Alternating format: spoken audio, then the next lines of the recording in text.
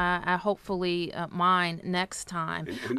We should say Andy has congratulated you, and hasn't he? I think he has. Yes, right? he Okay. did. He was certainly Okay. there this Sorry. morning. And in my remarks on Tuesday night, and I have over the course of a lot of debates as well, acknowledged the perspective that Andy has brought to this debate, and I do think it's very worthwhile. And I think there's been a lot of energy from Andy Shalal supporters talking about inequality in our city and the focus that he's put on inequality in our schools and how we continue to grow our middle class. I think is tremendously important. My job now as the Democratic nominee is to look at all of those ideas, including from Andy and also Tommy Wells. And I say often that we share a lot of supporters, and I'm going to make sure that we carry those values and issues with us to the to the general election in November. One thing that Andy said during the campaign is when you're across the river and on the east end of the city, Ward 7 and 8, all those cranes downtown look different.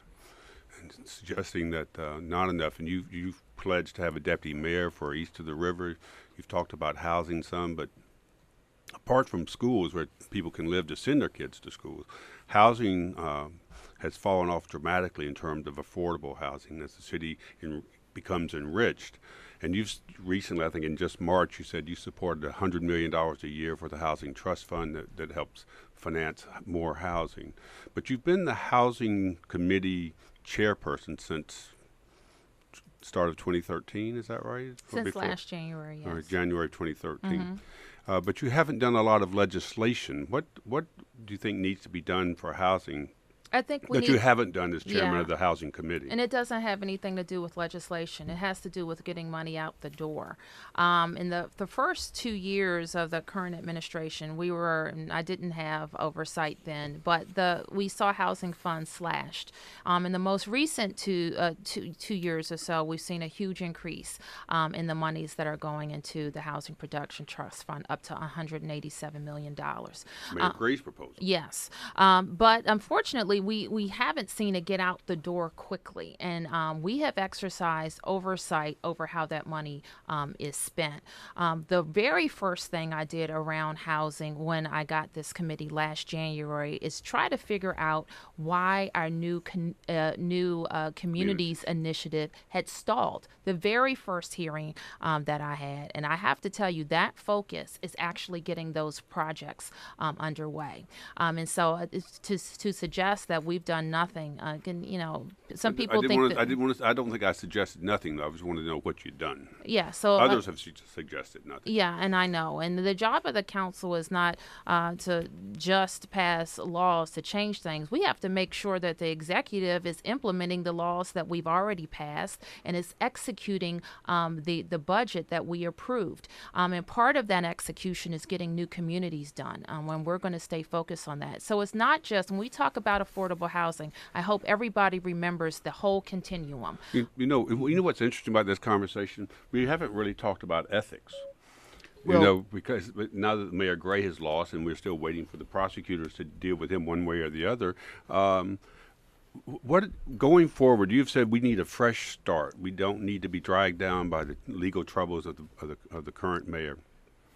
What are you going to do to make certain that ethics in your administration, that people are not taking advantage, and that you'll have an ethical administration? Well, thanks for that question, because it really is, next to schools, I think it's kind of the issue that's second on a lot of people's minds. And we've been proud to put together in a law that I helped get through the council, authored the law that created an ethics board. And I already see the effects across the government, not just on the mayor and the council members, but on all public officials. So now they have an independent body that gives advice. Sometimes we like it, sometimes we don't, but it's good legal and ethical advice. It's a hotline where people can call with questions, where employees, if they are concerned that they're in a gray area, they can call and get that advice. I was committed to making sure that board, and when complaints went to that board, that they just didn't fall into a black hole, never to be heard of again. And I think we can already see with the items that were referred that related to council members, how they were dealt with quickly and fairly, and there was actually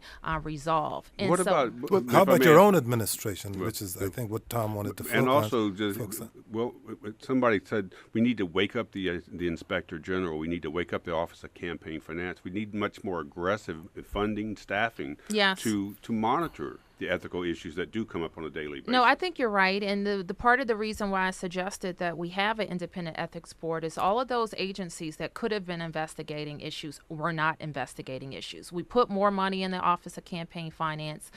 We know that there's kind of a lot of push and pull between the ethics board and the Inspector General. I'm going to be very focused on that. Another thing that we will be focused on is... you'll clear away whatever confusion there is? confusion. I don't know what if focus she wins means. the election. There's just a nitty-gritty issue, too, that I would like to know how you will address. 1960, I think, I participated in my first election in the District of Columbia. You know what year she was born? I know, but 1960. Let's keep that out of this conversation, 1960, because it was a participating in the party primary to pick a presidential nominee. Mm-hmm. It took us about a month to get all the votes counted in 1960. We've made some progress, but why in this year, with one of the lowest turnouts we've had, with so few votes to count, that we couldn't get it right on election night? Well, that's something we're going to find out. You know, I had for a couple of years oversight over the Board of Elections, and I would go on election night just to observe the count myself and visit a lot of precincts to see what the process was. And this year, having been caught up in the excitement, I knew it was taking long, but I didn't really kind of get into the nitty gritty of why. We have to make sure we have the right leadership in our office and on the board, that we have the right equipment and the right training for people who are helping us. And we have to attract more people to help us run the elections. You know, we've been saying the same thing for 40 years. I will assure you, after every election, I would have an after-action hearing, and I expect Councilmember McDuffie to do the same thing. Hold on to that clip, please. We'll be using it the next time there's an election in the district. Muriel Bowser is our guest. She's the Democratic nominee for mayor of the District of Columbia, currently a member of the D.C. Council. She holds the seat representing Ward 4. She chairs the Committee on Economic Development. Joining us in studio is Tom Sherwood. He is our resident analyst and a reporter for NBC4, columnist for the current newspapers. And Colbert King is our guest analyst. He's a columnist with the Washington Post. We go now to Sherry Brown in Washington, D.C., who says the media is blowing smoke. Sherry Brown, go ahead, please. Good afternoon, and congratulations, Muriel, on victory. Yeah, and I think the media is blowing smoke. I do not believe Councilmember Catania will be that competitive in the general election. Why not? The media wants to create Why not? a race. He won't be that competitive because middle-class black voters will not vote for him. Why not? Whereas they voted for him for at large because of his good service. Because a lot of black people who, I'll just put it out there, don't want a white mayor. This is not Detroit. The city's doing much better. And we want one of our own because of the racial injustice that have occurred here. We want one of our own in the mayor's office, and that feeling will prevail. I don't mean to be election. presumptuous, Sherry, but who authorized you to speak on behalf of all black people? Doing a lot of political work out here, knocking on a lot of doors and doing work in this city. But I'm not trying to speak on behalf of all black people. Whose candidate do you work on behalf? Who do you work for? I'm just giving my prognostication on what I think will happen in November.